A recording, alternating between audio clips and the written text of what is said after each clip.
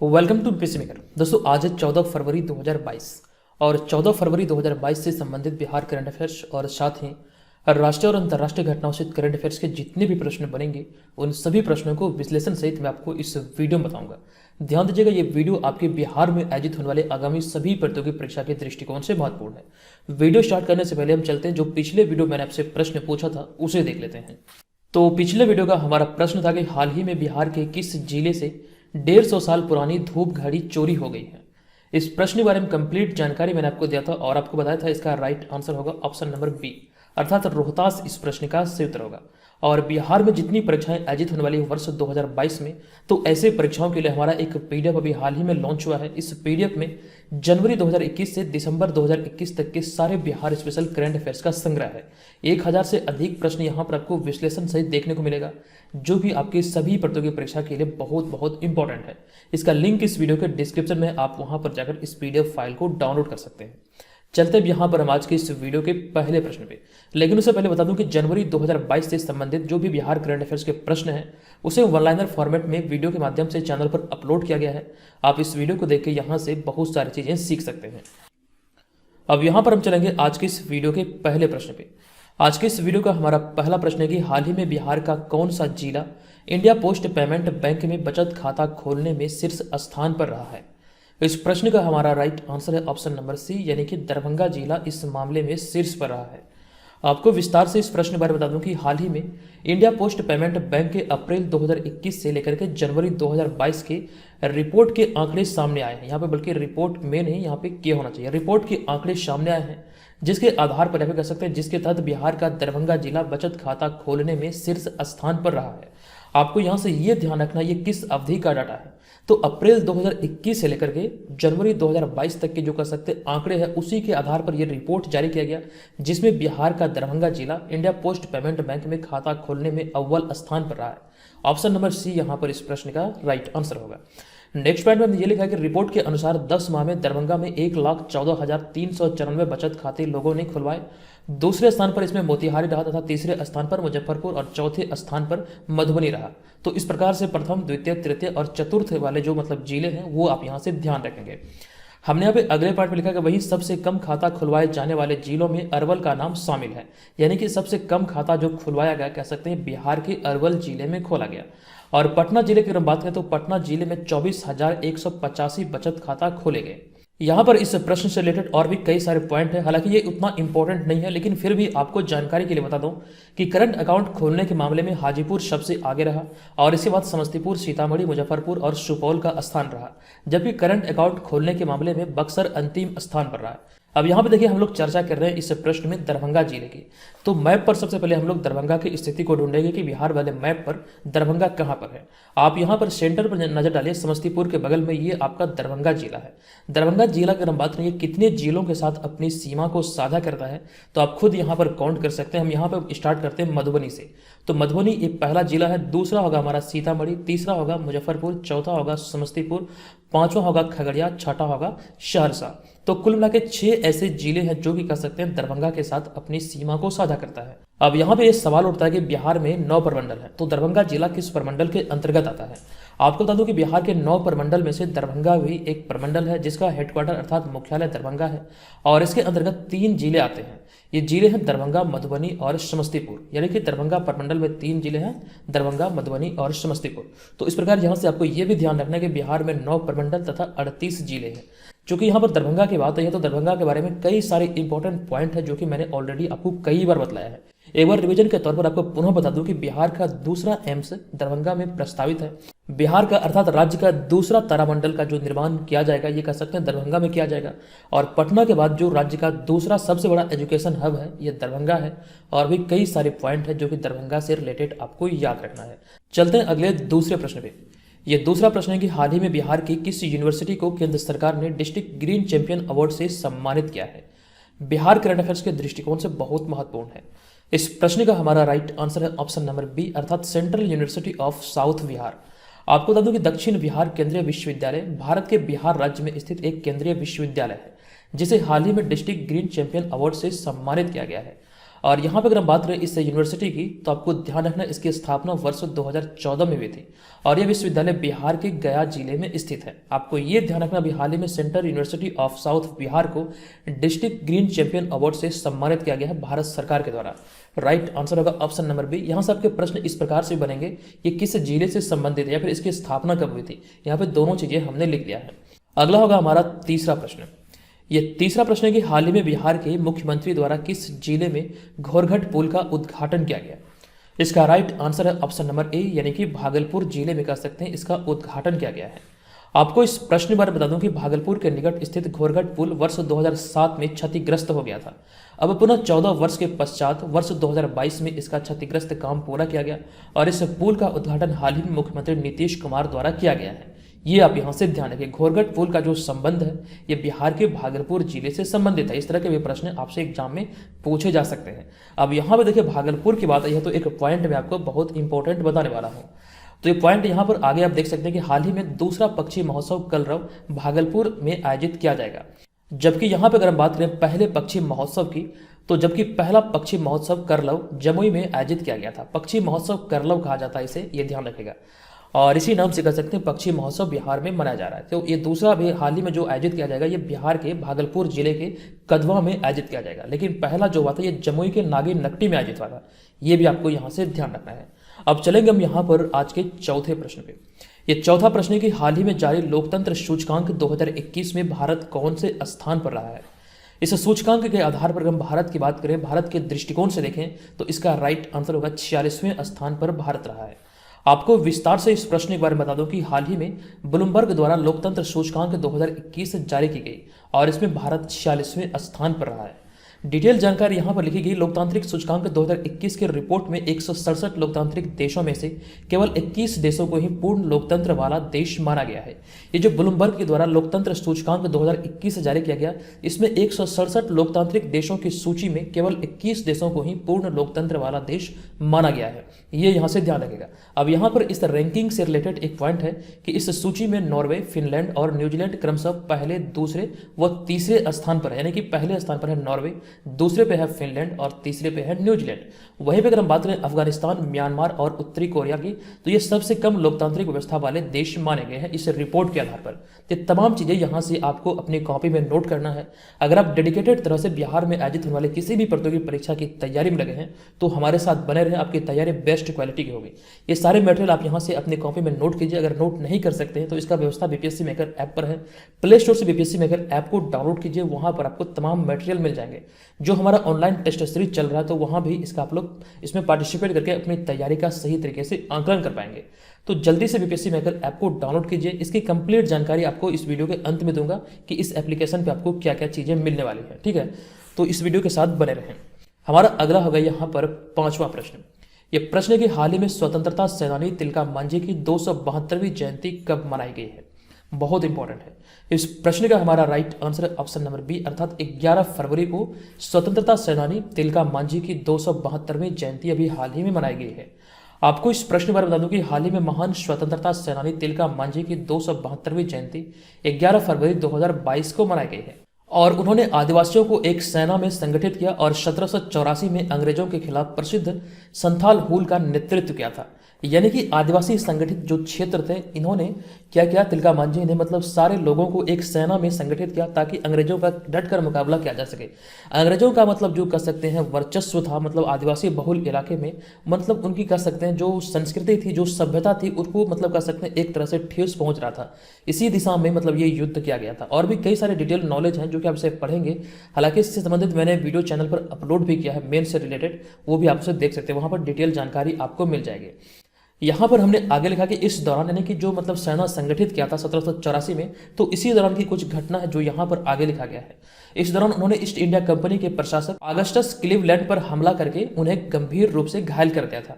इसके पश्चात वह अंततः 1784 में पकड़े गए, उन्हें और फांसी दे दी गई। ये आपको यहाँ से ध्यान रखना, अंग्रेजों द्वारा 1784 में ही उसी वर्ष फांसी दे दिया गया था।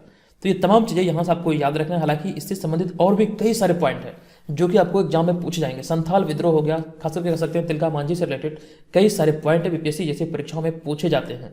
तो इनसे संबंधित जितना भी आपको लगे कि पढ़ना चाहिए, जो भी इंपॉर्टेंट फैक्ट्स हैं उसे आप लोग जरूर पढ़िए। चलेंगे यहाँ पर हम अगले छठे प्रश्न पे। ये छठा प्रश्न है कि हाल ही में किसके द्वारा फ्रांस में वन ओशन समिट का संबोधन किया गया। इस प्रश्न का हमारा राइट आंसर होगा प्रधानमंत्री नरेंद्र मोदी के द्वारा इस संबोधन मतलब कह सकते हैं समिट का संबोधन किया गया। आपको विस्तार से बता दूं कि प्रधानमंत्री नरेंद्र मोदी ने 11 फरवरी, यहाँ पे देखिए गलती से ये मतलब टाइप हुआ है, तो 11 फरवरी 2022 को वीडियो संदेश के माध्यम से वन ओशन समिट को संबोधित किया गया। और यह समिट 9 से 11 फरवरी के बीच फ्रांस द्वारा संयुक्त राष्ट्र और विश्व बैंक के सहयोग से आयोजित किया गया था। इसी में अभी हाल ही में नरेंद्र मोदी ने कह सकते हैं वीडियो कॉन्फ्रेंसिंग के माध्यम से इस समिट को संबोधित किया है। आपको ध्यान रखना नरेंद्र मोदी इसका राइट आंसर होगा। इसका उद्देश्य की अगर हम बात करें तो इसका उद्देश्य अंतर्राष्ट्रीय समुदाय को स्वास्थ्य और टिकाऊ समुद्री पारिस्थितिक तंत्र के संरक्षण और समर्थन की दिशा में बड़े कार्य करने के लिए प्रेरित करना है।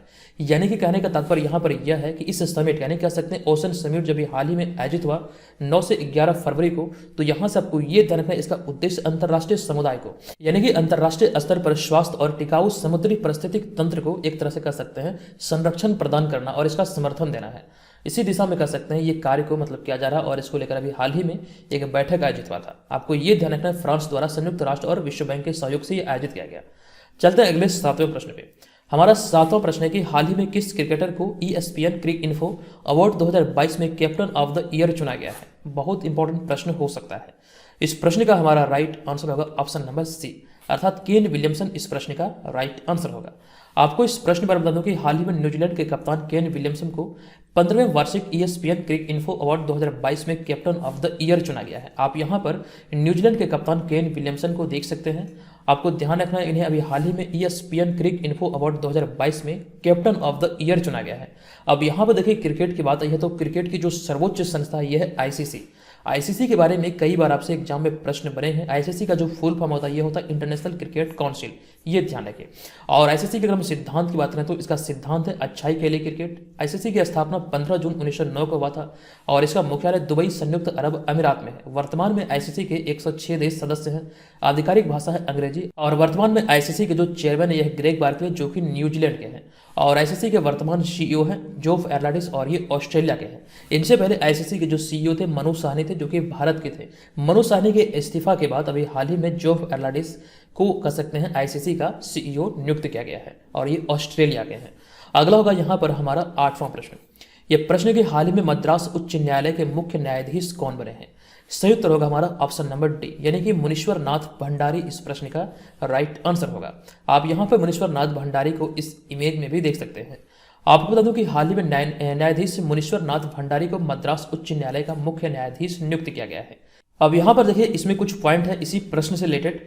आपको बता दूं कि न्यायाधीश संजीव बनर्जी के मेघालय स्थानांतरण के बाद न्यायाधीश मुनीश्वर नाथ भंडारी ने मद्रास उच्च न्यायालय के कार्यकारी मुख्य न्यायाधीश के रूप में पदभार ग्रहण किया था। लेकिन यहां से आपको ध्यान रखना भी हाल ही में इन्हें मद्रास उच्च न्यायालय के मुख्य न्यायाधीश के तौर पर नियुक्त किया गया है। अब यहाँ पर उच्च न्यायालय की बात हुई तो ऐसे में बिहार से रिलेटेड भी कई सारे प्रश्न बनने की संभावना है। आपको बता दूं कि हाल ही में पटना हाईकोर्ट के नए जज के रूप में राजस्थान हाईकोर्ट के जज संजीव प्रकाश शर्मा ने शपथ ली है। यानी कि संजीव प्रकाश शर्मा जो वर्तमान में पटना हाईकोर्ट के जज हैं, इससे पहले ये राजस्थान हाईकोर्ट के जज थे। पटना उच्च न्यायालय की बात है तो पटना उच्च न्यायालय अर्थात पटना हाईकोर्ट की स्थापना 3 फरवरी 1916 को हुआ था। यह प्रश्न कई बार रिपीट हुआ एग्जाम में। और यहाँ पे कुछ पॉइंट और है कि हाल ही में संजीव बनर्जी को मेघालय उच्च न्यायालय का मुख्य न्यायाधीश बनाया गया, जबकि जस्टिस हिमा कोहली तेलंगाना की पहली महिला मुख्य न्यायाधीश बनी है। तो इस तरह की चीज़ों को भी आपको यहाँ से रिलेट करके याद रखना है। हमारा अगला होगा यहाँ पर 9वां प्रश्न। यह प्रश्न कि हाल ही में किस भारतीय क्रिकेटर ने ESPN क्रिक इन्फो टेस्ट बैटिंग अवार्ड 2022 जीता है। इस प्रश्न का हमारा राइट आंसर होगा ऋषभ पंत। विकेट कीपर बल्लेबाज ऋषभ पंत अभी हाल ही में क्रिक इन्फो टेस्ट बैटिंग अवार्ड 2022 जीता है। आपको विस्तार से इस प्रश्न के बारे में बता दूं कि हाल ही में ऋषभ पंत ने फरवरी 2022 में 15वें वार्षिक ESPN क्रिक इन्फो पुरस्कारों में ब्रिस्बेन में ऑस्ट्रेलिया के खिलाफ 89 रनों की विजेता पारी के लिए शीर्ष टेस्ट बल्लेबाजी अवार्ड जीता है। वहीं पे इस कैटेगरी में अर्थात टेस्ट कैटेगरी में गेंदबाजी की बात करें तो इसका पुरस्कार किसे दिया गया, तो आपको ध्यान रखना काइल जेमिसन को इसका मतलब कह सकते हैं ये अवार्ड दिया गया। अब यहाँ से एक प्रश्न आपको मैं पूछ रहा हूँ, काइल जेमिसन किस देश के खिलाड़ी हैं? आप मुझे कमेंट करके बताइएगा। देखते हैं कितने लोग क्रिकेट में इंटरेस्ट लेते हैं और कितने लोगों को ये जानकारी है। ऋषभ पंत की बात आई है तो एक प्रश्न बहुत इंपॉर्टेंट बनता है। ये प्रश्न आपको मैंने हालांकि बताया है। ऋषभ पंत को 2021 में जनवरी माह का ICC player of the month चुना गया था। ये आपको ध्यान रखना, जनवरी 2021 मंथ का जो प्लेयर ऑफ द मंथ चुना गया था आईसीसी की तरफ से, ये ऋषभ पंत को चुना गया था। अब यहाँ पे देखिए बात है क्रिकेट की। हालांकि क्रिकेट की जो सर्वोच्च संस्था आईसीसी, इसकी जानकारी मैंने आपको दिया है, लेकिन यहाँ पर अभी वर्तमान समय के दृष्टिकोण से हम देखें तो आईपीएल बहुत ज़्यादा चर्चे में है। तो आईपीएल से जुड़ी हुई कुछ जानकारी हमने यहाँ पर ऐड किया है। इसमें कुछ चेंजेस हुआ जो कि यहाँ पर मैं आपको बता दूँ। आईपीएल का जो पूरा नाम होता है ये होता है इंडियन प्रीमियर लीग। और इंडियन प्रीमियर लीग भारत की एक T20 क्रिकेट लीग है जो कि आमतौर पर हर साल मार्च और मई के बीच 8 टीमों द्वारा भारत के 8 अलग अलग शहरों या फिर राज्यों का प्रतिनिधित्व करती है। लेकिन अब यहाँ पे परिवर्तन 2022 में ये हुआ है, आपको ये ध्यान रखना, 8 टीमों के बजाय इस वर्ष 2022 में 10 टीमें इसमें हिस्सा लेने वाली हैं। और ये 10 टीमें जो शामिल है इसमें 2 नया टीम है जो कि एक तो गुजरात का है, दूसरा है उत्तर प्रदेश लखनऊ का। ये आपको यहाँ से ध्यान रखना है। इसकी जानकारी मैंने आपको डेली करंट अफेयर्स वाले इसी सीरीज के अंतर्गत दिया है। तो आपको ये ध्यान रखना, आईपीएल 2022 का जो संस्करण होगा ये 15वां संस्करण होगा और इसमें 10 टीमें भाग लेगी। इसके स्थापना की हम बात करें तो आईपीएल की स्थापना जो था ये वर्ष 2007 में की गई थी तथा इसका पहला टूर्नामेंट वर्ष 2008 में खेला गया था। वर्ष 2021 का आईपीएल का 14वां संस्करण था जो कि 2022 का जो होगा ये कह सकते हैं 15वां संस्करण होगा। ये आपको यहाँ से ध्यान रखना है। और वर्ष 2021 का प्रीमियर चेन्नई सुपर किंग्स ने जीता था और चेन्नई सुपर किंग के कप्तान है महेंद्र सिंह धोनी। अगले पॉइंट में हमें ये लिखा कि आईपीएल 2021 संस्करण के सबसे महंगे खिलाड़ी क्रिस मॉरिस थे जो कि राजस्थान रॉयल्स टीम से थे। और वर्तमान चैंपियन की अगर हम बात करें तो वर्तमान चैंपियन है चेन्नई सुपर किंग जो कि 4 बार इस खिताब को अपने नाम कर चुके हैं। लेकिन इससे पहले अगर हम बात करें सर्वाधिक चैंपियन कौन बने हैं तो मुंबई इंडियंस अब तक इस ट्रॉफी को यानी कि आईपीएल के ट्रॉफी को 5 बार जीत चुके हैं। आपके एग्जाम में प्रश्न बनेंगे कि सर्वाधिक बार किस टीम ने आईपीएल ट्रॉफी जीता है, तो मुंबई इंडियंस ने सर्वाधिक बार इस ट्रॉफी को अपने नाम किया है। चलते हैं अगले प्रश्न पे। हमारा अगला प्रश्न है कि हाल ही में अटल बिहारी वाजपेयी नामक पुस्तक किसने लिखी है। इस प्रश्न का हमारा राइट आंसर है सागरिका घोष, अर्थात ऑप्शन नंबर बी। आपको इस प्रश्न पर बता दूं कि हाल ही में सागरिका घोष द्वारा लिखित अटल बिहारी वाजपेयी नामक पुस्तक का विमोचन किया गया। यह पुस्तक भारत के पूर्व प्रधानमंत्री की जीवनी है, ये आप यहां से ध्यान रखिए। सागरिका घोष की अगर बात करें तो यह एक पत्रकार है जिन्होंने India's most powerful prime minister नामक पुस्तक भी लिखी है। यह भी ध्यान रखिए, India's most powerful prime minister नामक जो पुस्तक की रचना किया गया है ये सागरिका घोष के द्वारा किया गया। इन्होंने अभी हाल ही में अटल बिहारी वाजपेयी नामक भी पुस्तक लिखी है। इसके अलावा हमारा एक और पॉइंट है कि उपराष्ट्रपति एम वेंकैया नायडू ने अपने कार्यकाल के 3 वर्ष पूरा होने पर कनेक्टिंग, कम्युनिकेटिंग एंड चेंजिंग नामक पुस्तक लिखी है, ये ध्यान रखें। चलते हैं अगले 11वें प्रश्न पे। हमारा 11वां प्रश्न है कि हाल ही में 45वां अंतर्राष्ट्रीय कोलकाता पुरुष मेला कब शुरू होगा। इसका right answer option number D यानी कि 28 फरवरी से ये शुरू किया जाएगा या फिर आयोजित होगा। आपको इस प्रश्न पर बता दूं कि हाल ही में 45वां अंतर्राष्ट्रीय कोलकाता पुस्तक मेला 28 फरवरी से शुरू होगा। कोलकाता की बात यहां पर आई, आपको ध्यान रखना, पश्चिम बंगाल के मुख्यमंत्री ममता बनर्जी इसका उद्घाटन करेंगी। और पिछले वर्ष कोविड की गंभीर स्थिति के कारण पुस्तक मेला का आयोजन नहीं हो पाया था, लेकिन इस वर्ष जो आयोजित होगा ये इसका 45वां संस्करण होगा। कोलकाता की यहाँ पे बात है तो पश्चिम बंगाल की राजधानी है कोलकाता। और आपको यहाँ पर यह ध्यान रखना, कोलकाता में देश का पहला टायर पार्क स्थापित किया गया है। चलते हैं आज के 12वें प्रश्न पे।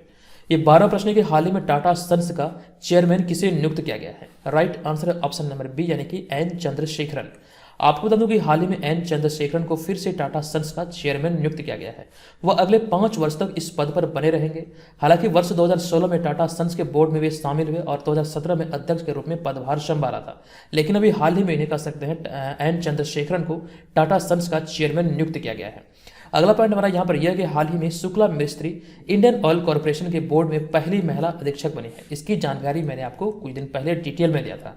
अब यहाँ पर हम चलते हैं आज के इस वीडियो के प्रश्न की ओर। आज के इस वीडियो का हमारा प्रश्न है कि हाल ही में बिहार में 7 निश्चय पार्ट 2 योजना के तहत गांव में सोलर लाइट लगाने का काम कब से शुरू किया जाएगा। इसकी जानकारी मैंने आपको विस्तार से दिया है। बताइए इस प्रश्न का राइट आंसर क्या होगा। और जो लोग बिहार में आयोजित होने वाले किसी भी प्रतियोगी परीक्षा की तैयारी में लगे हैं तो बीपीएससी मेकर ऐप को जरूर डाउनलोड कीजिए। बीपीएससी मेकर ऐप पर जो 50 प्रैक्टिस सेट का एक सीरीज चल रहा है, इसके माध्यम से अपनी तैयारी का सही तरीके से आकलन करेंगे कि आगामी एग्जाम को देखते हुए आपकी तैयारी किस स्तर की है। यहाँ पर इस एप्लीकेशन पर जो चीज़ें आपको मिलेंगी वो तमाम चीज़ें यहाँ पर लिखी गई है। ये मतलब कुछ का हमारे इंपॉर्टेंट मटेरियल है जो कि आपको प्रोवाइड होंगे। इसके अलावा और भी कई सारे मटेरियल है, कई सारे नोट्स है, कई सारे टॉपिक बेस्ड नोट्स हैं, वो तमाम चीज़ें यहाँ पर आपको अपडेट रखा जाएगा ये सारे मटेरियल से। तो आप चाहे तो इसको ज्वाइन कर सकते हैं, ऑलरेडी बहुत सारे लोग से ज्वाइन कर चुके हैं। तो दोस्तों आज की इस वीडियो में इतना ही, मिलेंगे नेक्स्ट वीडियो में, तब तक के लिए धन्यवाद, जय हिंद।